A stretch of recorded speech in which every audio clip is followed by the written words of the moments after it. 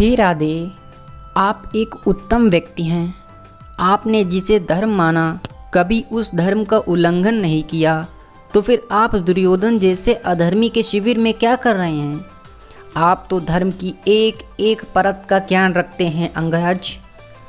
आप तो ये सोच नहीं सकते कि दुर्योधन का मार्ग धर्म का मार्ग है, सत्य का मार्ग है। कर्ण कहते हैं, परंतु मेरे और दुर्योधन के संबंध का आधार ना धर्म है केशव, और ना ही अधर्म। इस संबंध का आधार स्नेह है। वो मेरा मित्र है। वो मेरा कृष्णा तो नहीं, किंतु मैं उसका सुदामा अवश्य हूँ।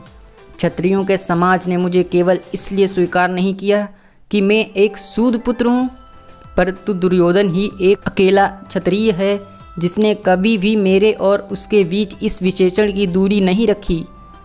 आज से वर्षों पहले जब हस्तिनापुर क्षत्रिय समाज के सामने द्रोणाचार्य और कृपाचार्य जैसे गुरु श्रेष्ठ मेरा अपमान कर रहे थे, तो केवल दुर्योधन ही मेरी सहायता के लिए उठा।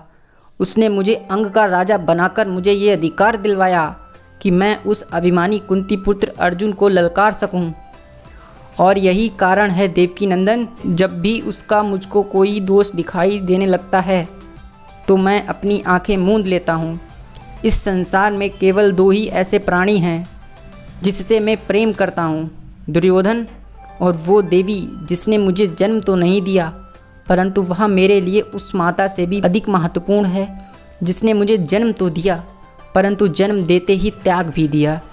मैं दुखी होता हूँ तो इन्हीं दोनों को दुखी देखकर, और सुखी भी होता हूँ तो इन्हीं दोनों को सुखी देखकर। मेरे पास ना अपना कोई सुख है और ना कोई दुख।